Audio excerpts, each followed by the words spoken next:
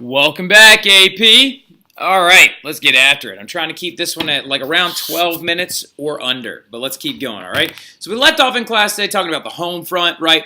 Talking about mobilization for the war in World War I. And a very famous quote about the mobilization of the war is, "Parades in the streets at the outbreak of war, and it'll be over by Christmas." Remember, the militaristic state of all these governments was so excited to get into war due to the fact that they had kind of been subconsciously training their masses for war all along, right?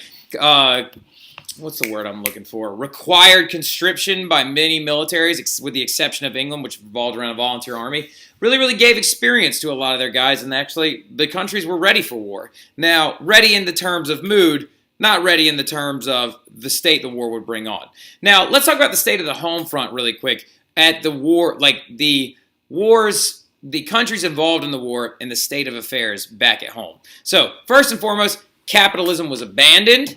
Planned economies were at an all-time high of state-made goods, and then set certain prices, and rationing was at a huge influx.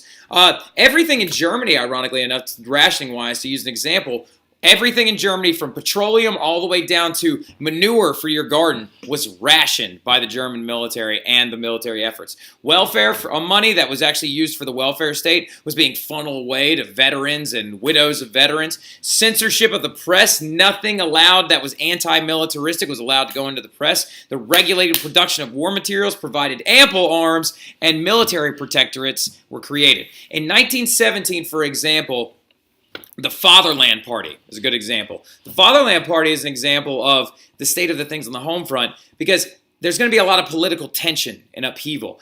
The Kaiser, Wilhelm II, isn't even going to make it all the way through the war. He gets banished to the Netherlands, and then a series of military dictators rises up in the Fatherland Party in Germany and actually takes control of the German government. The most famous of these people actually is Mr. Hindenburg himself, the one that the blimp is named after. So, Germany, in this sense, will create the very first totalitarian government that Europe had ever seen. Not a hereditary monarch like an absolutism, but a totalitarian government, where the person does not have divine right to rule, is not hereditary, and simply takes power. But this was a series of dictators, right? So, the home front state is very rough. So, the social impact is another big part of it.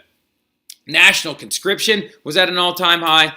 The greater power of unions as well. So conscription flooded huge amounts of soldiers to the front line, which is going to lead to, of course, the massive death tolls during this entire war. I think the last time I checked it was around, I want to say 17 million died as a casualty of war during World War I. Now, the greater power of unions, what I mean by that, is with the smaller amount of people to work back home, the trade unions and unions in labor actually had more power and began to reach further into society. Women were incorporated into production as well as into higher parts of society. Women were gaining jobs anywhere from working on a factory to being a police officer or a firefighter. A lot of people believe that there are two schools of thought in revisionist history, that the women's suffrage movements were pushed along, as well as many women's rights organizations were pushed along due to the incorporation of women into society and production labor roles during the early 1900s due to World War I. Some believe that feminist organizations actually, though, took a hit from the war due to the fact that it was hard to kind of galvanize any support for a new movement after such a terrible crisis, right? So, class distinctions are going to be blurred as well. Your common worker is going to be harder to distinguish between your upper class due to the massive death tolls. A lot of your bourgeois, I guess you could say, your upper end, middle class, higher end of figures are going to come back home in the same coffins that poorer workers are going to come back in. So, the lost generation is what they're referred to as. The lost generation refers to World War I when the population of the world was still lower, and so actually we are still seeing limited population growth in some countries in Europe due to the high amounts of death tolls in some of these countries. So they were referred to as the lost generation due to the high amount of death in many countries in Europe, especially on the continent. Also, naval blockades. The naval blockades, the Germans are going to use submarines around England and other countries as well, and the British are going to blockade the ports of Germany, are going to lead to huge amounts of starvation, limited goods coming into these countries, and also protest and political upheaval back at home, right? So the home front is a wreck, right? It's very, very, very rough right now. But before we get into the reasons why the war ended, we're got to get into one big old thing that happened, the Russian Revolution, right? So Russia, fun fact about them, was united for a brief moment at the outbreak of war, right?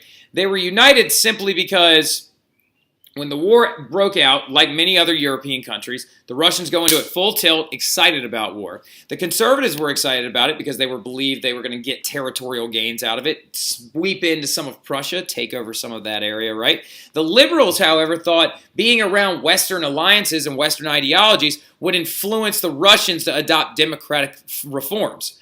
So the lead up to the revolution, though, a lot of it has to do with certain ideas like the limited production and infrastructure is going to lead to massive, massive, massive loss of Russian lives. 2.5 million Russians died from August 3rd, 1914 up until the end of 1915.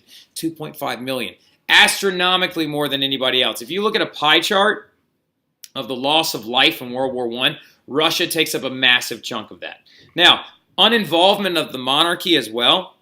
The monarchy actually had relinquished a lot of its power to the Russian lower legislative house, the Duma, right? The D-U-M-A, the Duma, we talked about them in the past. And then also just a lot of uproar about the royal family, like the story of Rasputin and the Tsarina, right? That the Tsarina actually was cheating on Nicholas II with Rasputin, her witch doctor medical cure for Alexei, their son with hemophilia, right? So, and of course, for those of you who don't know the Rasputin story, ask me about the Rasputin story tomorrow in class, and I'll tell it to you. A lot of it has to do with a crucifix, like the one over my head right here. But it's a fun story about how this guy was almost impossible to kill. So we'll show you a picture of him and stuff like that, but let's keep getting into the meat of the Russian Revolution. So a lot of it, like I said, limited production, uninvolvement by the government, and also the uproar within the royal family, like Rasputin and the Tsarina. Fun fact about Rasputin and the Tsarina, a lot of this myth about the two of them being together comes from the fact that Nicholas actually left the Tsarina in power when he went to the front lines with the Russian military to try and help the war effort. So, a lot of fun stories involved. But, let's keep getting into it. The February Revolution actually began in March. You know, whatever. Anyway, now, the February Revolution was a lot of unplanned uprisings, right? Like we talked about the political state of like Germany 2 seconds ago during these blockades, going into the end of the war, starvation on the home front leading to massive amounts of protest and things like that. The February Revolution was a lot of unplanned uprisings accompanied by a lot of violent street demonstrations beginning in March, okay? I know some of you are like, wait a minute, February Revolution, March, that doesn't make any sense.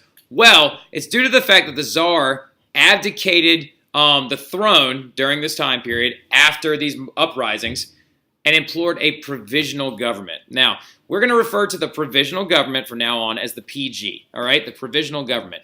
They're going to come in and try to take up the slack from where the Tsar just kind of left and like abdicated the throne, and they're going to try and do some certain things. They're going to try and create equality under the law with freedom of speech, freedom of labor, freedom of assembly, freedom of the press. They're going to try and actually incorporate trial by jury like they did in the past when they tried to industrialize Russia.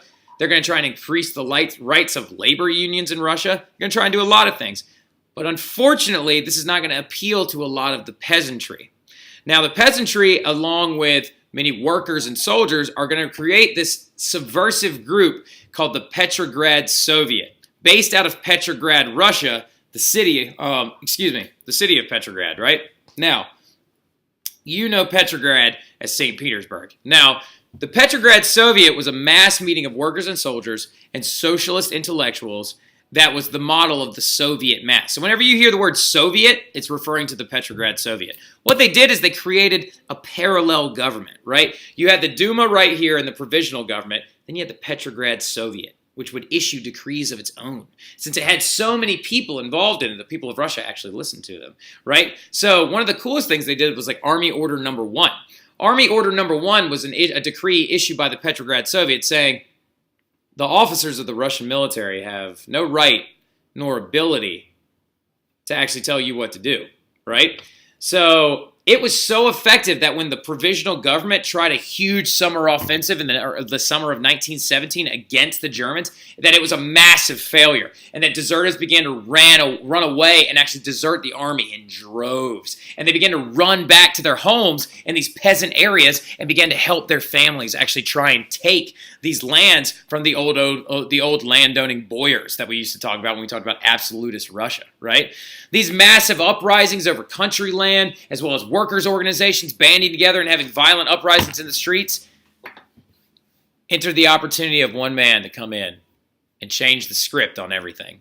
That man's name, none other than Vladimir Lenin, right? Lenin sees his opportunity and begins to try and strike a blow at the old regime of the Russian government and wants to try and take them to full-fledged socialism, then communism, with his buddy Trotsky. We'll get to them in a little bit, all right?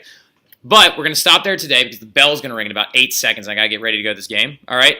But we'll get after it. Hope you all have a great rest of your evening. Good job catching up on some stuff. I'll see you guys later. Have a good weekend.